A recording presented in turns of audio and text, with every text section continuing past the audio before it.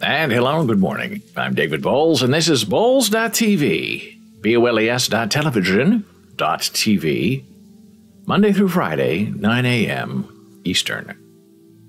And our Sisyphusian sun salutation that we do every day, which is this.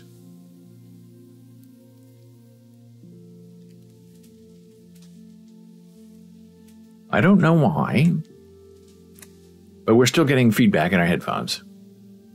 And now that our closed captioning thing has been pretty much solved victoriously, although it's very weird how you get these giant blocks of text that just block the entire screen and then they go down and then they come back. It's very weird, but it is experimental. Experimental with OBS, not with us. So one of these days, like today, I need to sit down and go into the settings of audio on the forbidden Windows 11 and try to figure out what's going on, why it's not showing up, or why it is showing up and it's not supposed to be showing up, because I've touched nothing that has to do with headphones. First, I thought I had something to do with NVIDIA Broadcast, turned that off, didn't make a difference. I went through the stream mix, the audio mix, raw mix, all has that weird echo. And it's not a feedback echo, it's just a weird doubling of my voice, which I could put up with if we were, having an interview or talking to people. But since it's just me and you, hey, here we go. Everything's fine. We just keep moving forward. We have a very interesting show today. Commissioner Gordon checking in. They're saying, good morning. I was trying to find that font identification websites. They're all hot garbage, and I came up with nothing useful. Now to Reddit I go. This is what the commissioner's talking about. He has given himself an assignment. I posted this little thingy on Twitter yesterday, which is one of my favorite images of all time. It's a headstone for Dewey. And it reads 1898 to 1910. He was only a cat, but he was human enough to be a great comfort in hours of loneliness and pain. And I said, I didn't know Dewey, but I feel Dewey. And then this morning, right before the show, Commissioner Gordon, who is the commissioner of fonts, by the way, Dewey also got a great font. Now, if you don't know what the commissioner's discussing, he's discussing this, his choice of font for the break. It used to be a very simple Arial that anyone and everyone could read. That said, in fact, be right back. But the commissioner did not think it was unique enough. So the forced option was this. Wingding, zapding, zap bats, whatever you want to call it. The translation is be right back. It's our new font, and it's forever, and it's never changing. So. However, having the Dewey font in our arsenal of fonts, our font of fonts, is going to be glorious. So the commissioner has been assigned. There is no money in this. There's no remuneration. There is only glory to be had from the font king.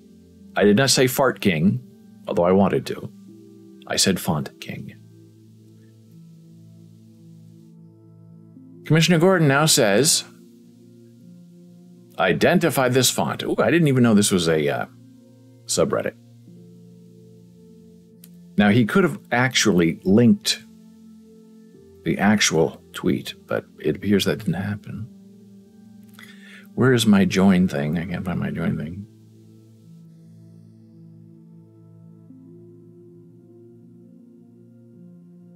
Not letting me join. I must have to have a larger view. Maybe I can take a larger view. me see if I can find it. There's nothing like being prepared. That's all I have to say. So let me go here. And go here and there and everywhere. Hey, maybe the Beatles will write us something about that. Now I can join. I didn't even know there's a community. Identify this font. It's a wonderful font. It's a wonderful font from a wonderful person. I want to comment, but if I commented something funny like this is a wonderful font for a wonderful person, I would get creamed on Reddit. Stay on topic. You're not identifying the font. You violated rule number 2. Who do you think you are? Leave Gordon alone. Oh, I'm not leaving Gordon alone. Oh, no. We've only just begun. As Paul Williams wrote, and the wonderful Carpenters sang. But I love it. I would love to have a Dewey font. Very delightful. And I know someone on Reddit will figure this out because they'll look at the time frame, 1898, 1910. Their great-great-great-grandfather was a stonemason and actually made this headstone for Dewey and knows all the fonts. But I have a feeling this was not maybe a font. I think this stuff was like hand bashed in there.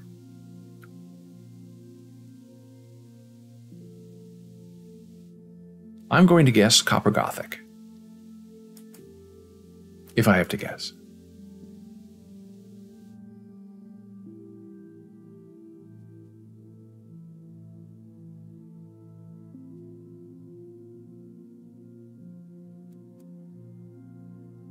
I just got my first upvote on Reddit for something that I said 3 months ago. I don't even remember saying this, but I guess time and tide wait for no lantern flying. I've started noticing spotted lanternfly nymphs around. If you see one, try to do your best and kill it if you're able. This is what we're talking about. These are vicious, ugly, ugly, ugly, ugly, vicious, vicious, ugly things. And they're quite beautiful, actually. Not when they're just sitting there because they're this ugly gray. But when they fly, then they reveal this beautiful red. So I said they are crunchy and fast and hard to kill. Very true. Newspaper is better than a hand. A foot with a shoe is best overall for killing them, because that's what you have to do. You have to kill them. You may have to chase them. They jump. Sometimes they jump on you, which is very true and very gross because they are spiny and prickly when they land on your leg. However, jumping tires them out.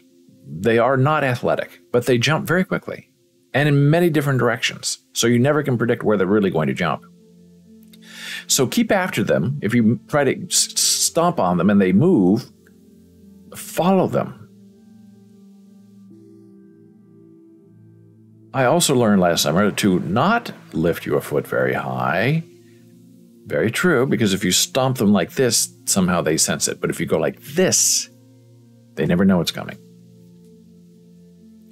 Just make it a quick snap forward and then down. One step forward with the foot, an inch off the ground. Good luck in killing them. They're hard to kill. Very hard to kill. So let's look up my guess for the Dewey font.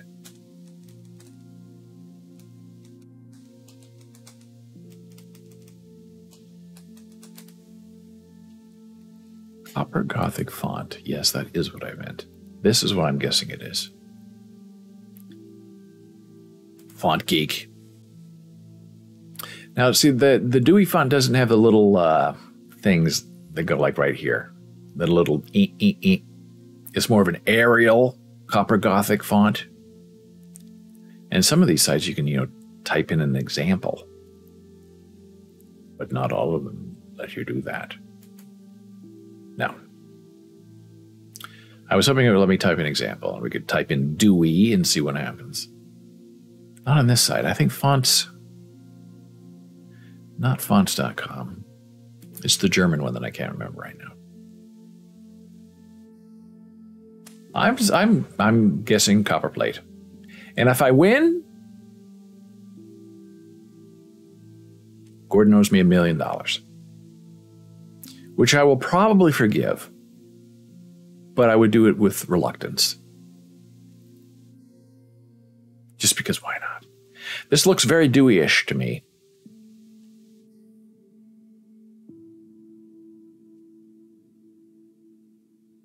We shall see. The Reddit kings will know. The Reddit kings know everything. Gordon says, now that is one fancy font.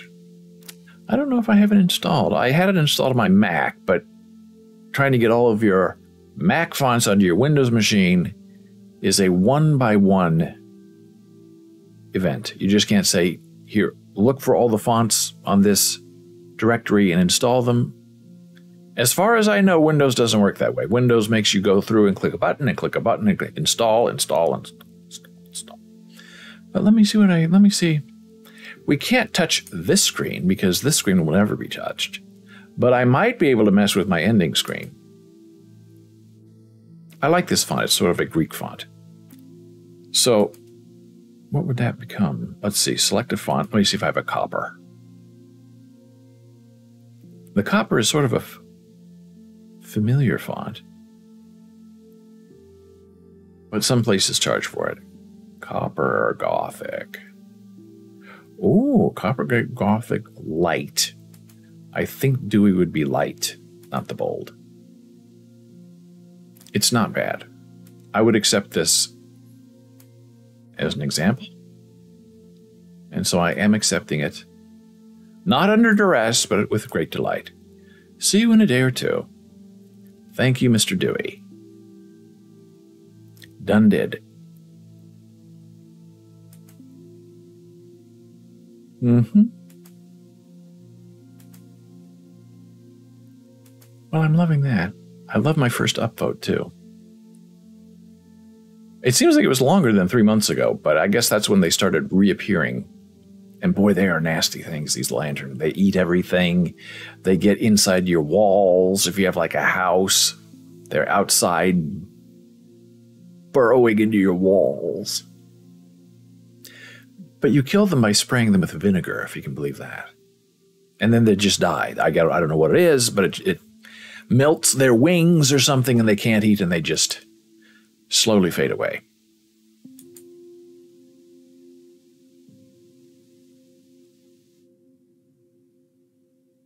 So this is our friend Dewey. It makes me very sad, but also very lovely that someone would pay a lot of money, I'm sure, in 1910 to have this made for beautiful Dewey.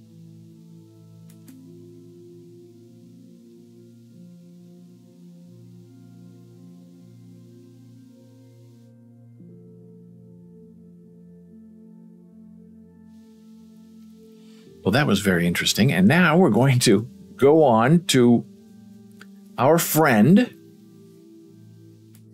Igba, who is our Russian friend, artist, right? Tried to get out of Russia. Went to a different country. Couldn't find work because he had a Russian passport. Moved back to Russia. He is sending me a sculpture that he created out of stone. And we've talked about it here before, and I wish I had remembered to bring my picture. I don't think I have the picture. Oh, preparation is 99% of doing a show. And I think I've done 98%. Oh, I thought I said, I do have it. This is what happens when you save everything. Yay! That is the statue. And it looks, as Janice says, 6 feet tall here, which is very persuasive and telling. But it's very tiny. It's about 3 inches. And he said, because of the support we've given him with his NFT work and did an interview with him, which we'll talk about, he is sending me this beautiful sculpture. And he's sending it from Russia. And we said, can we get it from Russia into the United States? Because there's a big ban. Are things going in and out? And Igba said, let me try. So he did. And this is the proof. I've blocked as much as I can try to understand of information, but it has the tracking number. So that's what he was sending me, was the tracking number. He said, track this. Okay. So I tried, and he gave me the website to go figure out. Ochka.ru. And it just loads and loads. We're having this conversation at 5 in the morning my time. Loads and loads and loads. Nothing's happening. And he's right online on Discord with me. He was saying, hey, this is not working. I don't know what's happening. Maybe the site's just slow. Maybe it's being overloaded by requests. He said, fire up your VPN and see. So I thought, oh, that's clever. So I fired up my VPN, Proton VPN. They have a lot of nodes in Russia, believe it or not. St. Petersburg. 4 of them were offline, but about 20 of them were all online. So I connected. And I tried again. Boom. The website loaded. I couldn't believe it. And it loaded like that, instantaneously, using a silly VPN. So there is something weird going on where it wouldn't load the website. And it is in sort of English and some Russian. And I've blurred out the number because I know people can mess with deliveries that way. And I typed in, from what I thought he sent me, R0. And Igba said, it's not a 0, it's an O. The first 2 are letters, RO, and then the number. Meow. Dumb. And then he sent me his app showing that, because I didn't think it was in the system yet, because that's usually what happens. UPS, the post office here, you have the tracking number, you put it in. We don't have that tracking number. It's because they haven't inputted it into the system. Well, Igba said it's in this system. Here it is in the system. Proving it to me. To me, received, processed, very well done. Russia does this sort of stuff well. Now, speaking of Reddit, there was a great Reddit group called Charge Your Phone. And I'm afraid our friend Igbo would probably be the star of the day. And the whole Reddit group is dedicated to images like this. Charge your phone. That whatever's on the screen, they don't care. The only thing they care about is this. Charge your phone. So then I typed it in correctly, still on the VPN, and in 1 second, bang, this loads up. And it's in English. What? It's in English. Scary, right? Won't let me in on my New Jersey IP. But when I use VPN and I'm coming in from Russia, it knows I'm speaking English, but it lets me in. Gordon says it's so hard to break the mentality of it's bad for your phone to charge it unless it's nearly dead. Yeah, it's really the new battery technology over the last 5 years is you never, ever, ever run your battery all the way down. The lithium batteries especially, never let them run down low. Let them run down about 10, 20%, start charging. And never, ever let them overcharge. Don't let them sit there charging at 100% because that burns them out too. Now, there's software that especially Apple uses that when you get to 100%, then it knocks it down. It lets it discharge to 96% and then charge to 99% and then discharge to 93%. And if you check overnight while your phone is charging, you'll pick up your phone and say, it's been charging for 5 hours. It says 93%. And Apple will say, yeah, that's the whole idea. So it's smart battery technology, but never let your phone get down that low. Because sometimes it just juices it out and then it won't turn on again. So this is the website, all in English. I couldn't believe it. I was so absolutely delighted. And farther down on this page, it says, hey, person, why don't you download the app? So I click on it. And there's an iPhone app called Russian Post. What? Yes, there's an iPhone app called Russian Post. So I downloaded it. And I installed it on my iPhone. It has 4.7 stars, which is very shocking for something that comes from, I guess, the Russian government, the Russian people appear to like. And it's very slick. I installed it. It is 100% in Russian. I understood none of it. I clicked on several buttons that appeared to do something, but I don't know what it did. I hope it's not wiping my machine and sending everything back to Putin. But I finally figured out, well, why don't I just type in the tracking number in the search box? The magnifying glass is a universal identifier of what's going on. So I typed it in. Boom. Up. I see. Fantastic.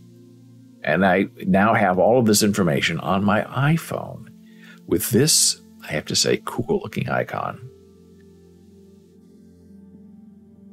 And dare I say, it's more beautiful and better looking than that which we get from the United States Postal Service.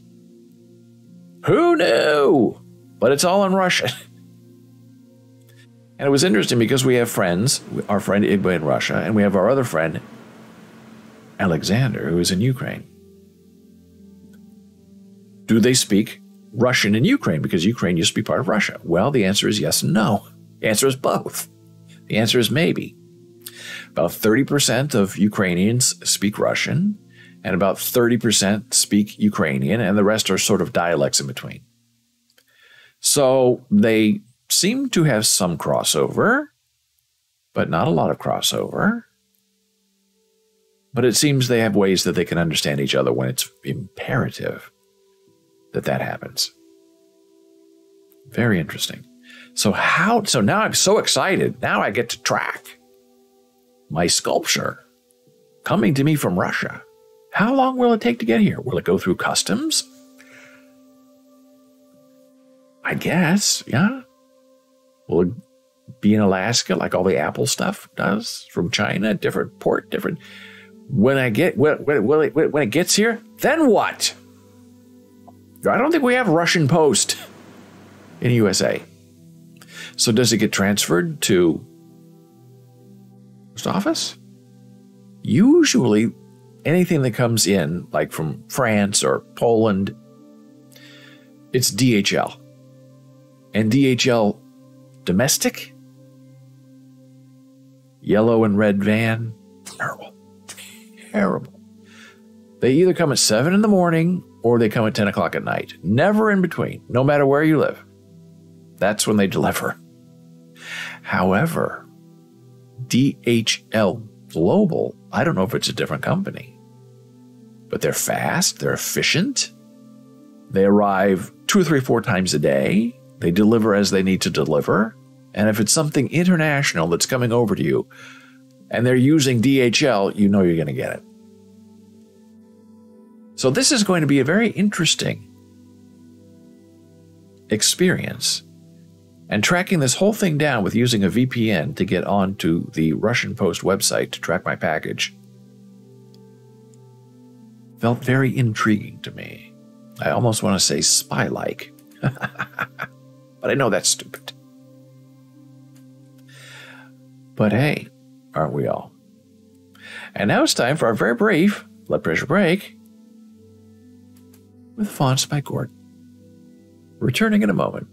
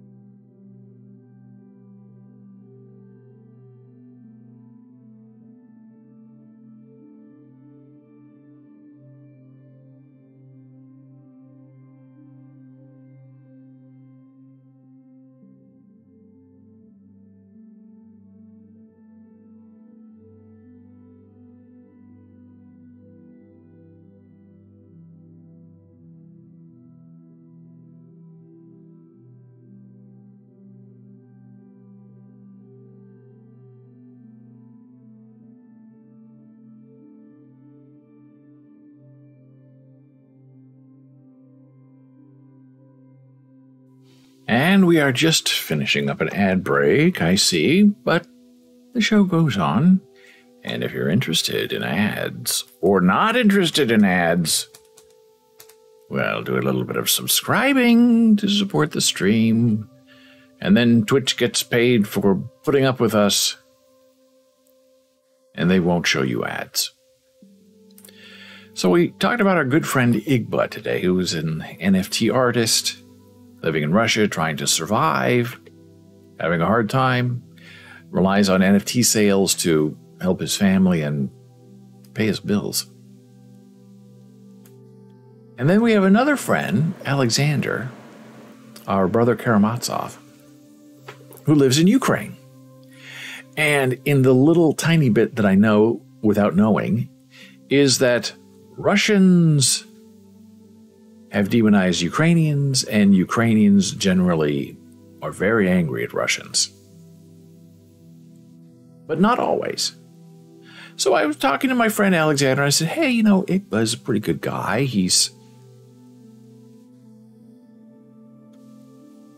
I want to be careful and not get his personality in trouble. He shares some of the same concerns you do. So he's someone who is reliable and safe to connect with, if you wanted to. And sometimes I get updates from Alexander. He sends videos, sends photos, and then sometimes I don't hear from him for a couple of days. And I get slightly concerned that maybe the trigger has been pulled, meaning that he's got to get up and get out and get his 2 elderly parents out and his family out and his 4 kids out and his wife, and they're living, I guess, somewhere in exile. But so far, so good. So far, he is supporting the war effort, taking things to the front. So this is what he sent me yesterday.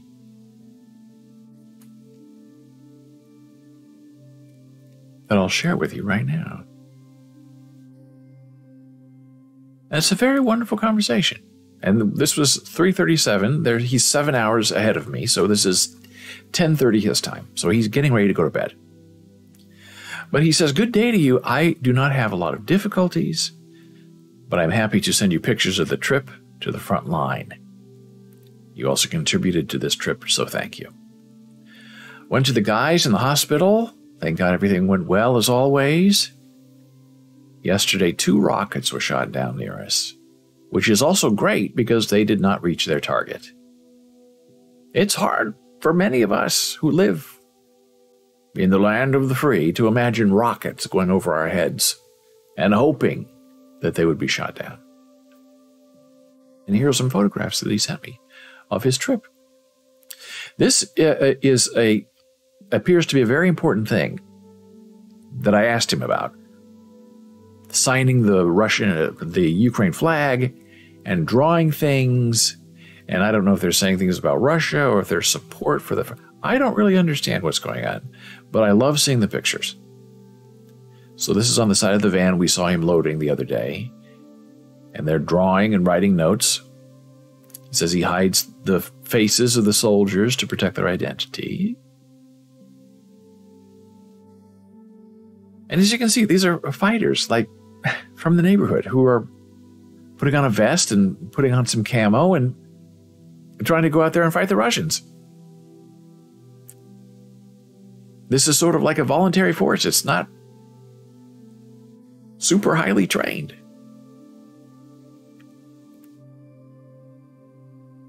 Alexander says, I hid the faces of military men with smiley faces on purpose, as it may threaten their family. I'll tell you another extraordinary story. We had a sponsor abroad who gave us armor vests through our guys. Remember, this is translated from Ukrainian to English and back, so if some words or phrasing don't seem exactly precise, it's okay. We understand what he's saying. And now he's giving us 3,000 euros to buy a car for the soldiers. Now, isn't that sad? You got to buy a car for the soldiers because they need a car. They got to get around. They got to move around. They got to fight the Russians.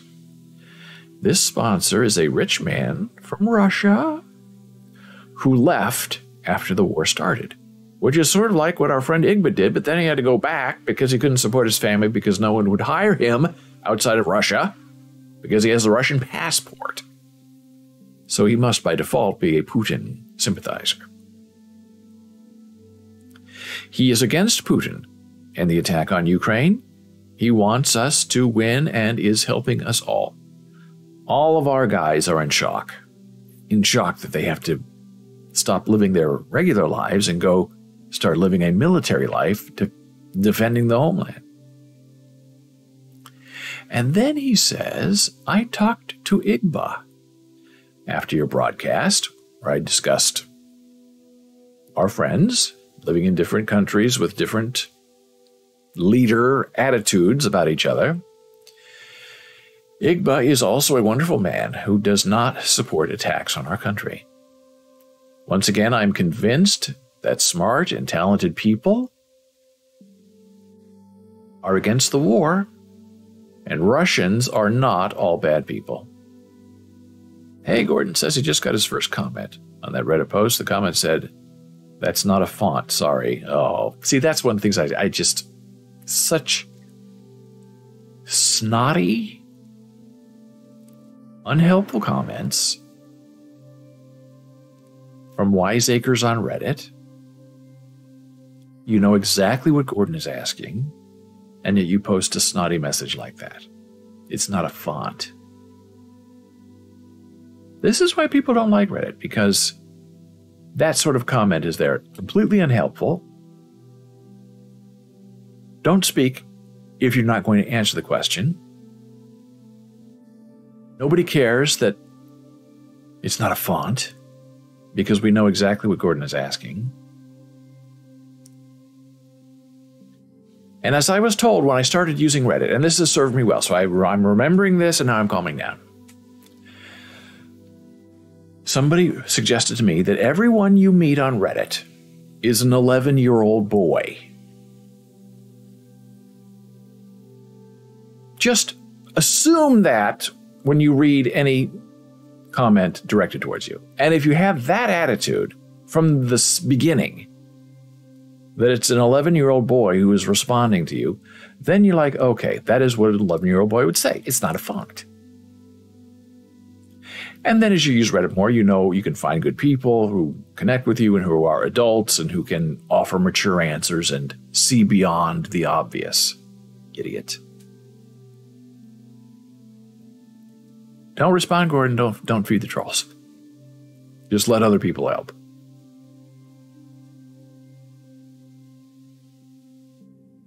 Friend Alexander also said, although I rarely get in touch, but I try to tell you everything that happens in my life, which I love and I appreciate.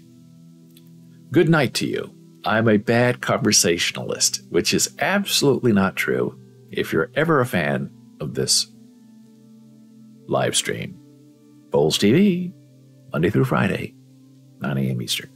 Oh, and this is also the NFT right up here. This terrifying face. That is the Soul NFT that he is selling for $158,000 US. I'd buy it if I had the money. I love the idea. Gordon says, in their comment history, and they generally are able to identify. I'm in their comment history, and they are generally able to identify. Right. So, not only is it an 11-year-old boy, but it's a smart aleck 11-year-old boy who could help you if he or she wanted to, but doesn't want to.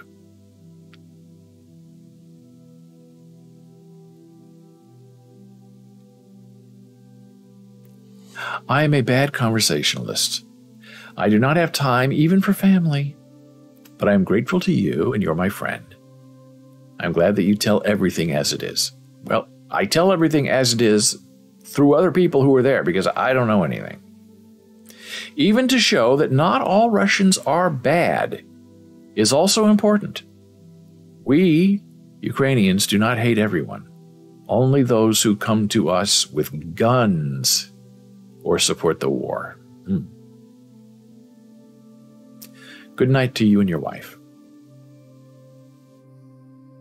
And then I asked about the Ukraine. He was going to bed, but I had to ask because he was up. So I asked him about the flags, but I wasn't expecting him to reply because when he says goodnight, he's gone. But then he replied about the flags. I said, what is the importance of the flags? He says, we show these flags to everyone on our team, and they will all become part of the museum we want to organize, memorializing, I believe, the war. People who help us are glad to see that their work is important. Also, soldiers give me fragments of shells from which I make amulets. And Alexander is, I guess, in his original life, his second life now, as a war supporter. Not a war supporter, but a war defender. He was a jeweler. So they give him these spent shells, fragments, and he makes jewelry out of them. On one side of the shell is applied a drawing. One such I will present through my friends as promised to you. I believe he says he's sending me something. This is different from Igba, who's sending me a sculpture. But Alexander has not told me what he was sending me because he wants it to be a surprise, but I think he sort of revealed the surprise here, which is delightful. I would love to have an amulet made from a Russian shell that landed in Ukraine. Wow. The rest of the amulets will be sold at the auction. And the money will go to purchase vehicles for our defenders. And we ask children to draw drawings for the soldiers to support them and to express our gratitude. And he sent me photographs of what these children do to support the warriors. I think they send them some socks and maybe some underwear. It's just delightful. Ukraine colors, supporting the war, supplies. It's very touching. I love being a part of this. And I love seeing a donut. A donut, in many ways, heals all wounds. And helps people survive. And this is, I think, some fish, some kind of chicken back here, perhaps, bread. I believe these are little tiny fishes as well. I have my flag where the military guys leave their wishes and autographs. I'll take a picture of it tomorrow and send it to you. I'd love to have that. And so I reply and I say I'm so sad that he's having to go to this. And then, as always, as ever, whenever he talks to me and it's time to go to bed, good night to you and a peaceful sky.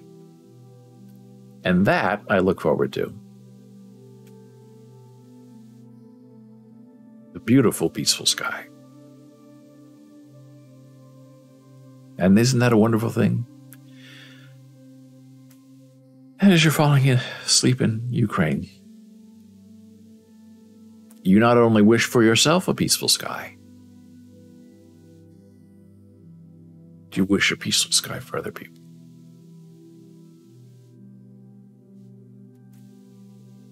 So also yesterday, I posted this, questions answered by NFT artists. Now, as you may or may not know, I was very fortunate to be part of the alpha test on Facebook of NFTs, what they call digital collections, where you can post NFTs and they're identified as a digital collection and you can comment on them and people can click on them and show the provenance and ownership of the NFT. Now, as I understand it, technically, this alpha test, phase 1, ended on July 22nd. I have not heard anything from anybody at Facebook about the next step. If we're still in the alpha, are we going into a beta stage? Are they dropping the whole thing because crypto is blowing up? Nothing. But that's okay because as far as I can see, I can still connect my wallet. I can still post NFTs. I have a lot of them. And I'm just going to keep going because I think it's fun. But in that initial month-long alpha test, I wanted to do questions with these select NFT artists and get information from them about their process. Q&A, average of 3 to 5 questions plus a bonus question. Fun, yeah. But it's a lot of work to come up with interesting questions for the artists, to some of them don't speak English, to translate their responses, send them to me. It's a big thing. So it was a lot of work. I don't know if I would do that again, but because this was an alpha and I was one of 10 in the world, I wanted to try to be a team player. So to give this a second life, I took those interviews and images, not the actual NFT, but the image of the NFT, and made a Bowls Blogs article out of it. And I think it's absolutely delightful. Not that anything I've said or done, but what they have said and done.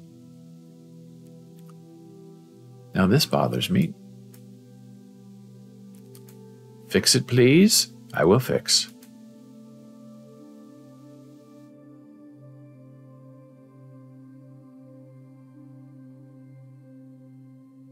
Oh, now I don't even see that on my screen.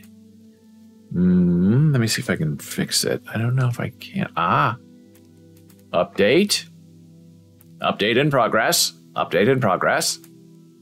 Reload. Fixed. Right here. Fixed. Thank you. Okay, so... Crypto Art World. Well, this is where we have fun together. Crypto Art World. My Crypto Art World. I see the problem. Boom. Update. Updating. Reload. Meow. Fixed. So this is my Ian Jones interview. Very interesting guy in the UK. A lot of fun. Igba, hey! We just talked about him. He is our Russian artist friend. His millennial time, using the numeral 8, which is the sign for infinity. Igba, all of this translated from Russian into English. Hey, it's Commissioner Gordon, King of the Fonts. This wonderful interview, and it all looks to be formatted precisely and beautifully. Jana Marie Baby Kitty, there she is, in all of her glory.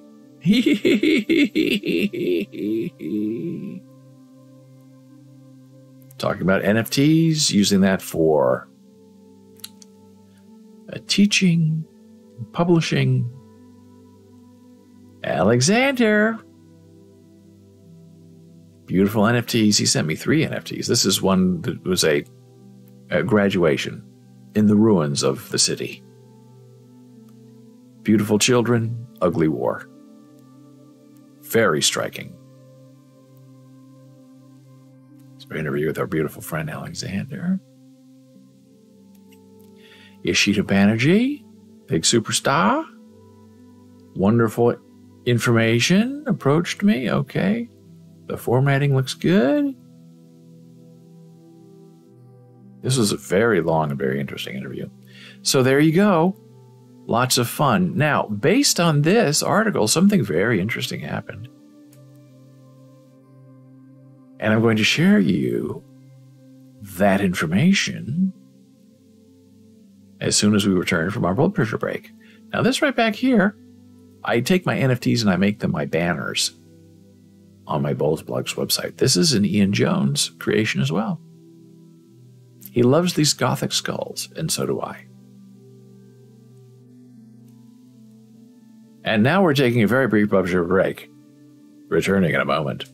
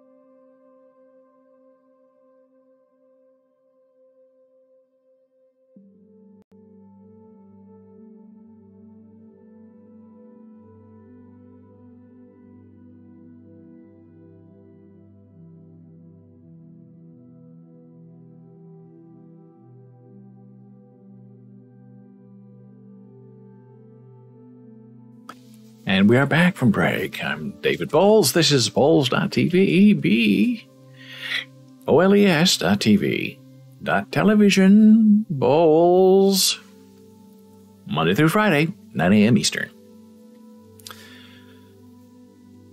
So, Gordon, this is what you have to do with the font thing, with Dewey. You need to go in there and you need to rephrase your question. I figured it out. I know the Reddit mindset. You have to go in there and say, hey, you see this inscription on this cat tombstone for Dewey? If I wanted to replicate that chiseling as a font, what font would I use?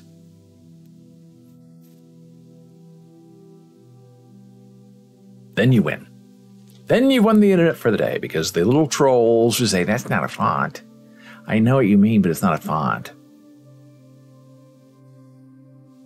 They lose. Because you will have asked the undeniably right question. Not that it wasn't the right question to begin with, it's just that you're dealing with Reddit people. And as they say, the Reddit mentality, which is often not a great thing. Be very careful. That's why I'm on Reddit all day long. Hundreds of millions of thousands of groups I'm in. I don't comment because of people like that. Why do I want the hassle? I'm trying to be helpful. I'm trying to answer people, and they pick fights with me. So right before the break, we were talking about this wonderful new article. That's not even wonderful by me, but it's wonderful by the people who answered my questions about their NFT art. And then, like a rocket, not a Ukrainian rocket, not a Russian rocket, but a rocket of serendipity, I get an email. And I had been thinking about this person, strangely enough. I don't know why.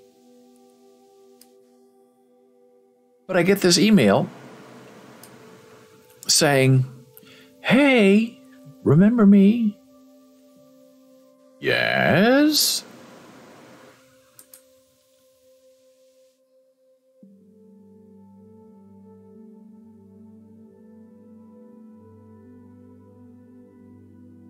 This is Neil Lacroix. Sometimes he goes by Neil Golden Lacroix. Sometimes Neil Golden. Sometimes Neil Kent Lacroix. Not a con man, not a Lothario, but a performer. Now, here's where it's interesting. In 1963, Neil, this is Neil, was a student of Howard Stein's in 1963 at the University of Iowa. Iowa City, I believe. All right? 1963. Howard Stein. My mentor at Columbia University in the city of New York. 30 years later. We are connected. And I tell my students, look, there's like the golden circle, I call it. Howard Stein was taught by the masters at Columbia University as an undergraduate. He drinks in all of their knowledge, shares it with me and his other students. I share it with my students. So therefore, you have also studied with all the masters at Columbia University when Howard Stein was there. My students don't really believe me, but I absolutely believe it, and I know it's true. So in 1963, I was 2 years unborn, but Neil was a student at Iowa. And his teacher was Howard Stein. And Howard Stein received his PhD from Iowa, believe it or not. Undergrad at Columbia, PhD at Iowa, because Iowa, at that time, especially at that time, had a very, very, very strong writing program. So we have been connected now for many years, probably the last unwittingly, but wittingly for the last 10 years, where Neil sent me an email, hey, are you? Howard, yes, yes. Neil, me, yes, yes. And Neil has had a Las Vegas show. He has YouTube videos where he's singing. Neil has had, as I have argued many times, Neil has had many lives. We don't lead one life anymore. We lead many, many, many, many lives. And he's been on tour. He's gone many places. More photos of Neil. I believe that's his beautiful daughter. Performs with her. And so Neil got in touch. Like the week before, I was looking up Neil Golden Lekwa on the internet, trying to figure out, where is Neil now? What's he doing? I'm so curious. Because he told me when he was last in touch that he was still working on his novel that he started in 1963 with Howard. He was not giving up, doing research. He was working with people. I thought it was great that you can do other things and still keep that one initial talent alive and thriving. But Neil contacted me about my NFT article. He said, hey, my daughter and I have this art gallery, Life Number 7.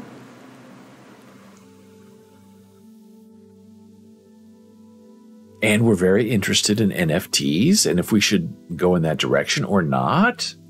And so reading your article with the interviews with all these great artists was very helpful. So I said, Neil, what are you doing? What's up? Where are you? And he gave me a little bit of an update. Oops. Oh, there it is. This is the Neil Golden Art Gallery. So remember, we have Neil Golden Lekwa. We have Neil Golden, which is the performing name. And we have Neil Kent Golden. Neil Kent Golden Lekwa. Well, this is now the Neil Golden Gallery. All right. Art collector. It's in progress. Some broken links. It will get fixed. But I think this is very interesting. He is an artist. That is his soul. He writes, he sings, he performs, he travels. He goes on the road. Neil is like one of those, not a rat packer guy, but that kind of attitude where you just don't do one thing. You do 100 different things because you have too much talent to fit into one lifetime. Neil Kent Lekwa, see, here we go. And then he sent me this. Neil Kent Lekwa Private Collection, Oils and Prints. And this is what he says is his almost now finished novel called God Man by Neil Kent Lekwa. And then he sent me this, which is his beautiful home in Costa Rica. And Neil has always beautifully said, you have a standing offer to come with your wife and live with us in Costa Rica. Come visit us. We have a lot of room. Easy to get here. Just get down here. And here is a more recent photo of Neil and his beautiful friend. Now that's a life. And he's still, as I am, very bound to Howard Stein. And we are now forever, always, inexplicably and explainability tied to each other. Through the great and magnificent Dr. Howard Stein. So it was delightful to hear from Neil. Now, strange things happen to come in pairs and triplets and quadruplets. And one thing, if you are ever a fan of Bowles blogs or the Human Being podcast, or just me in general, is my one topic that will not leave me alone. And that is the murder and rape of Wendy Heil. in 1974 in Lincoln, Nebraska.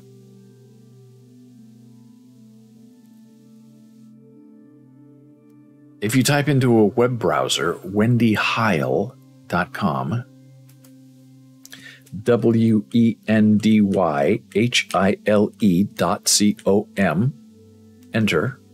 It's not secure because this doesn't have a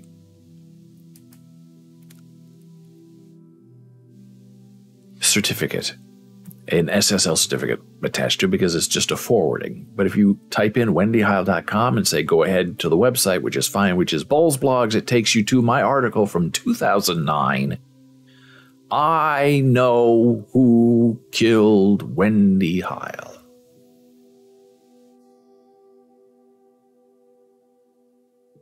And that person is Mark Goldsberry. And here's the news that I discovered yesterday. This, which I have never seen before, and I've looked for it. And it arrived in my eye yesterday. And I'm going to share this with you because I know the murder of Wendy Hile. She lived a block away from me. Terrifying. 1974. 9 years old.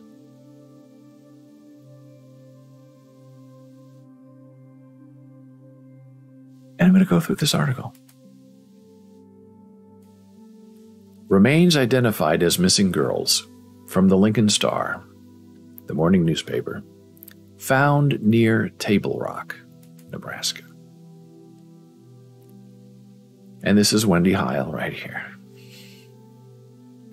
Little was revealed by a pathologist's report on body parts that were believed to be the remains of Wendy Hile, 15, who had been missing from her Lincoln home since November 15.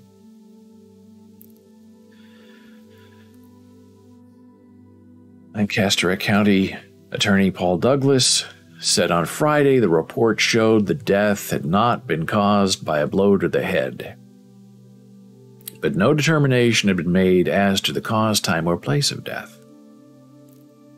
Douglas said, however, that he was 99% sure that the head, forearm, and other small bones found are those of Wendy Hile. Now remember, the murderer is living next door. The murderer is right there.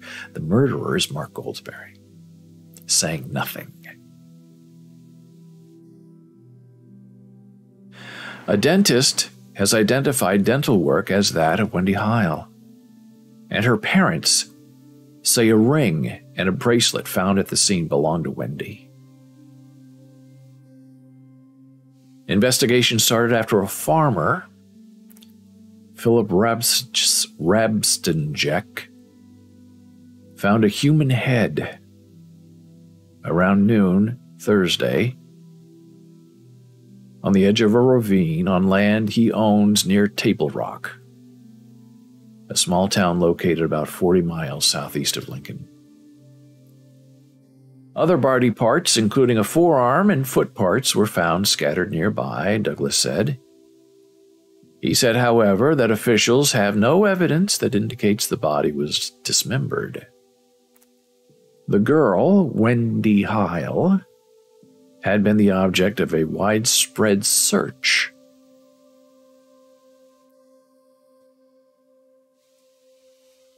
Since she was reported missing on November 15. Police talked to over 300 people and amassed a file of reports about 2.5 inches thick, according to Inspector Robert Butcher. Robert Sawden, a private investigator hired by the girl's parents, Mr. and Mrs. Bernard Hile of 6222 Holdridge. This is 6222 Holdridge Street in Lincoln, Nebraska. As of today,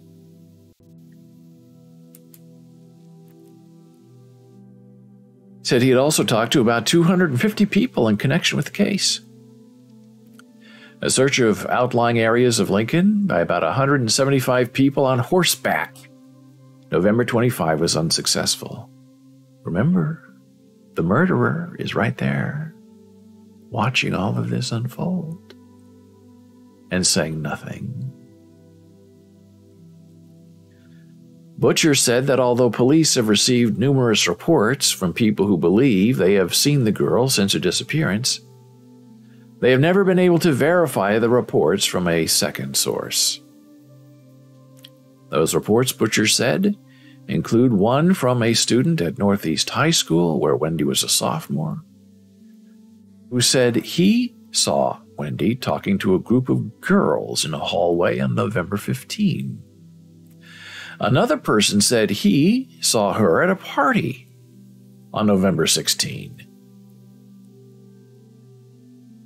A motorist told police November 16 that on a previous day he had seen a girl matching Wendy's description walking southeast along Highway 2.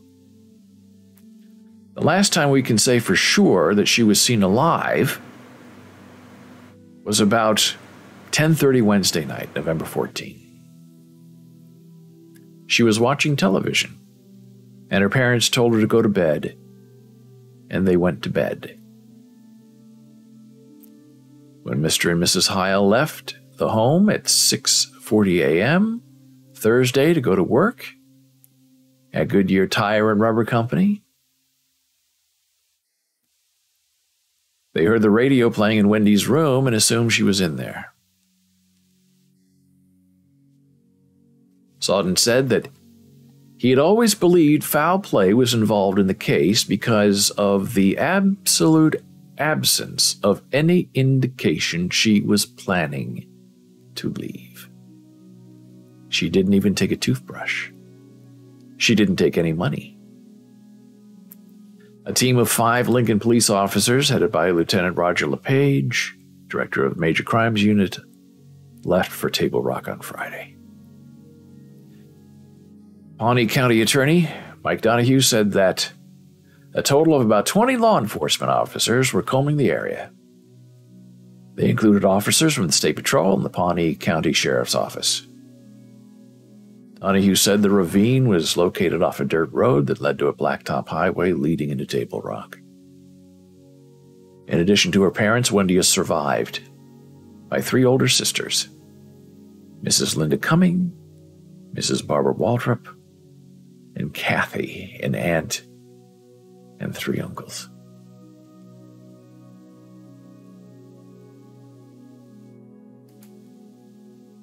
So I have updated my Wendy Heil article. And here's the story of what happened to her.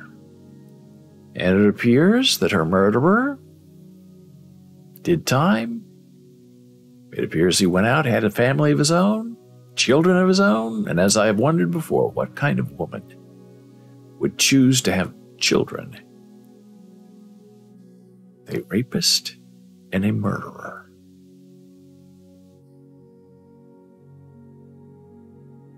Just for the record, which is why we're doing this, Nebraska Department of Correctional Services.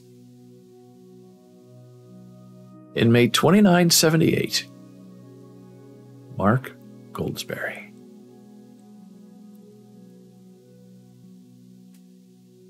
Sentence 10 years to life.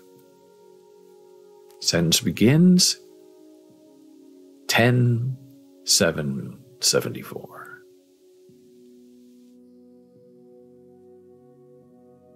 Parole eligibility 03/09/1980.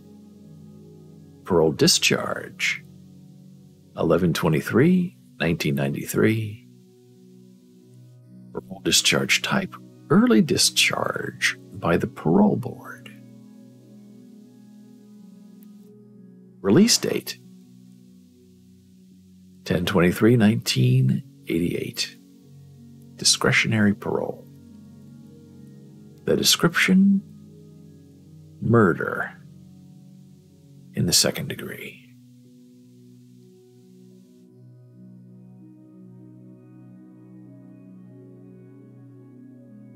And that is once again, my friend, the story of Wendy Heil. Murdered at age 15. No life, no children, no partner, no husband, no friend, no lover. Her parents are left forever with an empty bed and a radio playing in the background.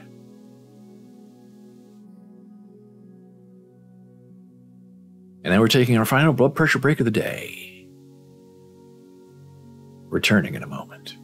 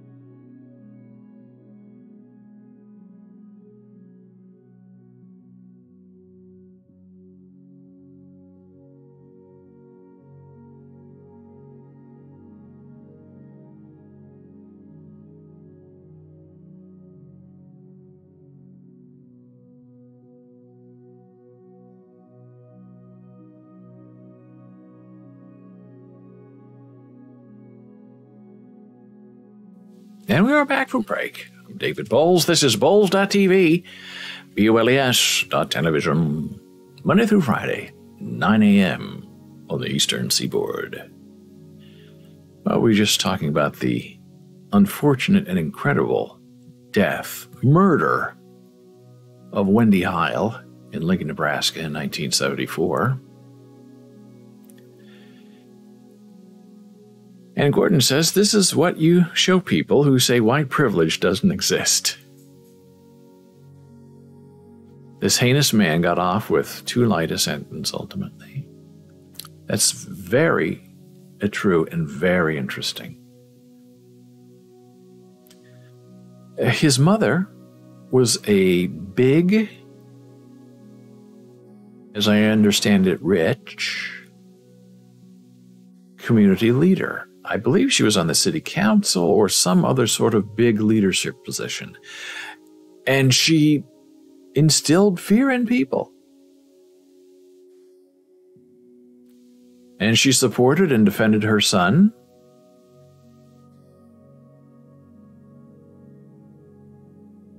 Vigorously. So you were not really allowed to speak about it, especially in her presence. There was a lot of denial going on.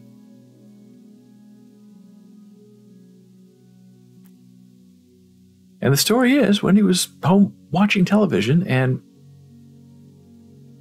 as I understand it, Mark came up, knocked on the door, wanted to go out or do something with her, and she said no. And he got angry and killed her.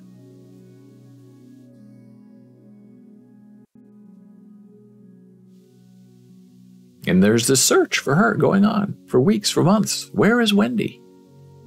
And he knows where Wendy is. And he stays silent, like a coward and a killer. And what, he did 10 years? Gets out, goes out, has a life? I heard he was working for the university for a long time. Great life, well-connected family.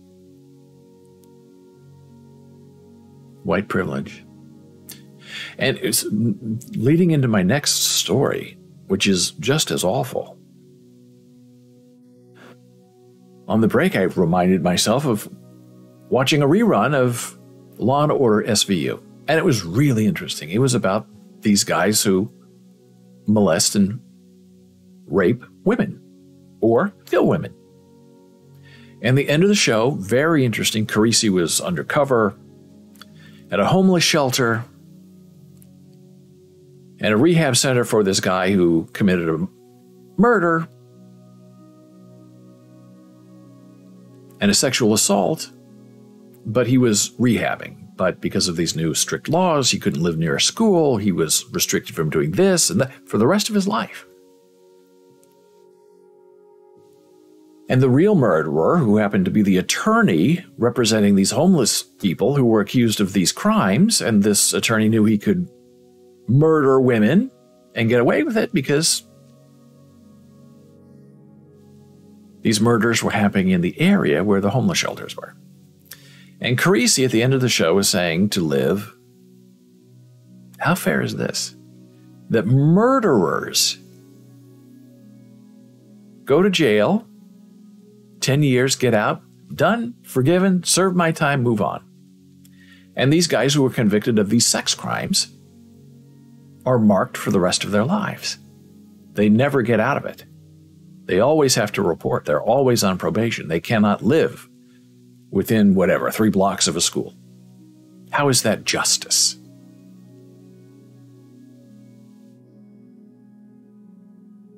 And before I had watched that show, this whole Wendy Heil regurgitation had brought up another thought to me.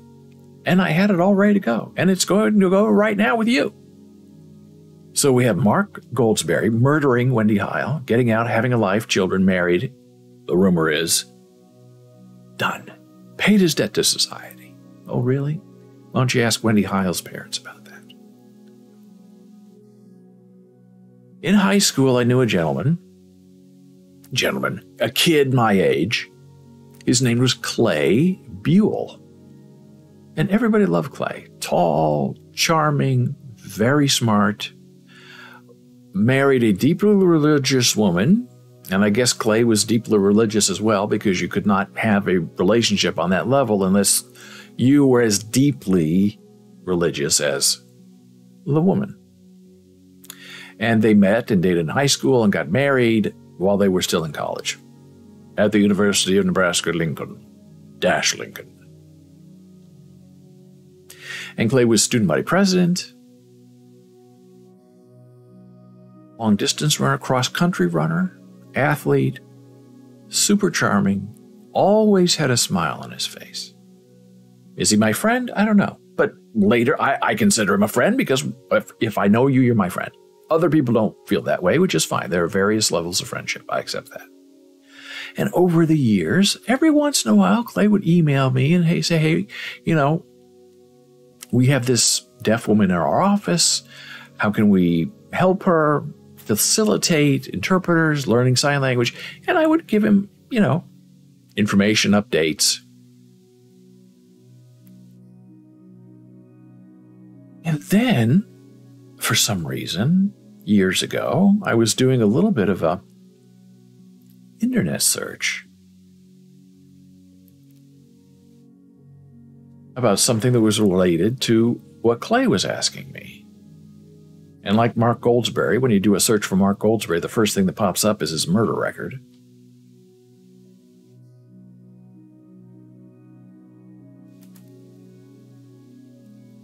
The first thing that popped up when I was looking for Clay Buell was this.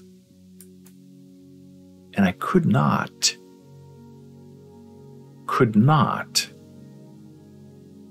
believe what I was seeing.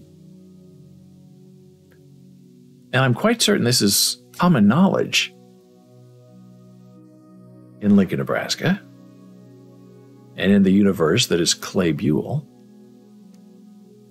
I could not believe seeing Clay Buell, Clayton Dean Buell, which is why I've been using his name, because this is public record, on the sex offender registry for the state of Nebraska. This is probably the ugliest photo of Clay that I've ever seen. This is not the face that I knew in high school. Date of birth, 65. Registration duration, lifetime. Mark Goldsberry murders Wendy Heil. Gets out on parole, has a life. Clay Buell, sex offender registry, rest of your life. He's a white male, 6'1", 229 pounds. He used to be very, very, very skinny. Brown, blue, alias Clayton D. Buell. Here is his address, publicly known. You can be notified to know his whereabouts and if anything changes on this information profile.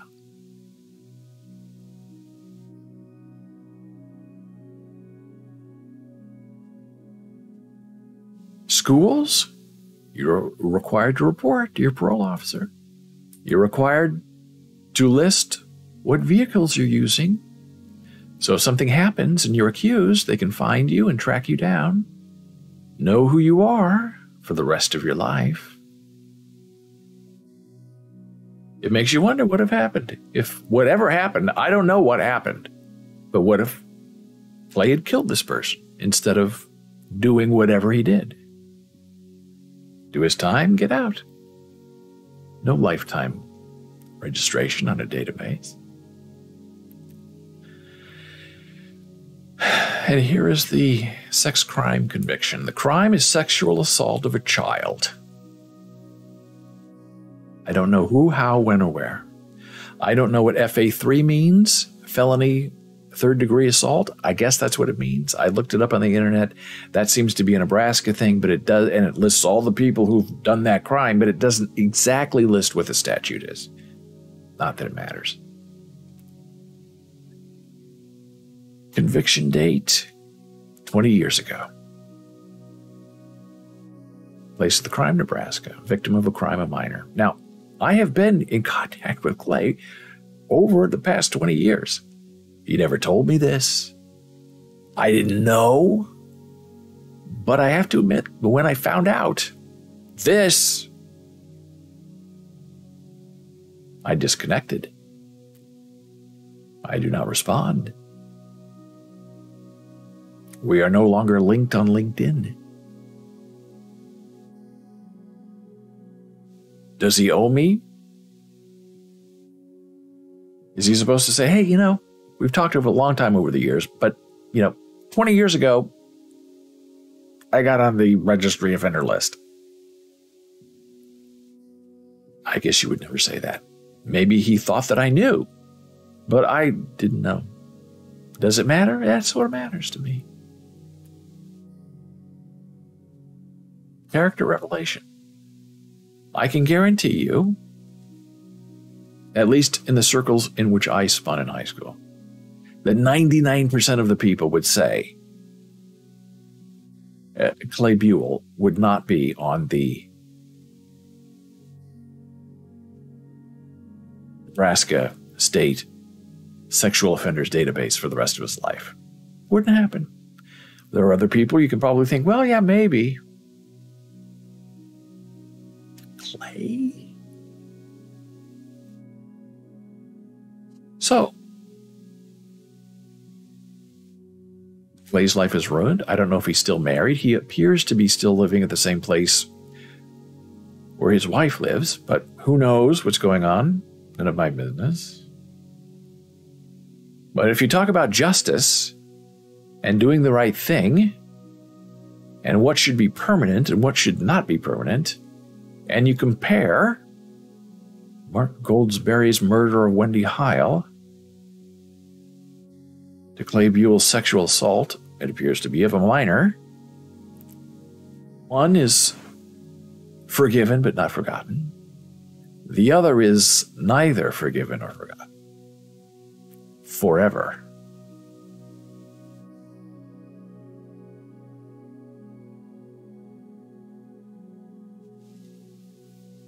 So that's our show. From Russia to Ukraine to Lincoln, Nebraska, murders and sexual assault. We live in very interesting times, and we have to keep aware of what's going on around us for fear of falling into the pit of despair and of human grotesqueness.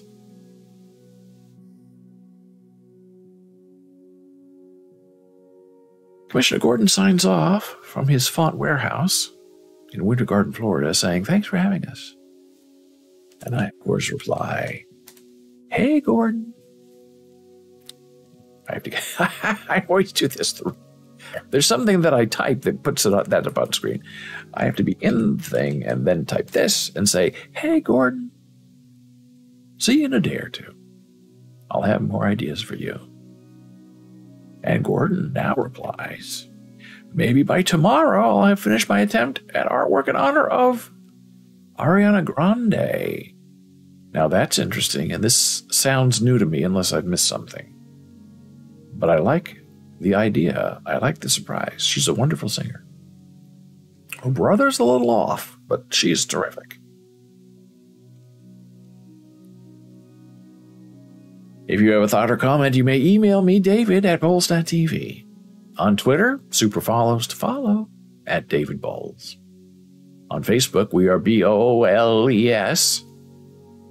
On Instagram, we are Bowles Books. TikTok, Bowles TV. And our Discord server is coming up. Gordon says it's new, and I want to surprise you with a late revelation. Hey, that's called a teaser. I'm all for that. Here's our Discord server. Always fun things going on.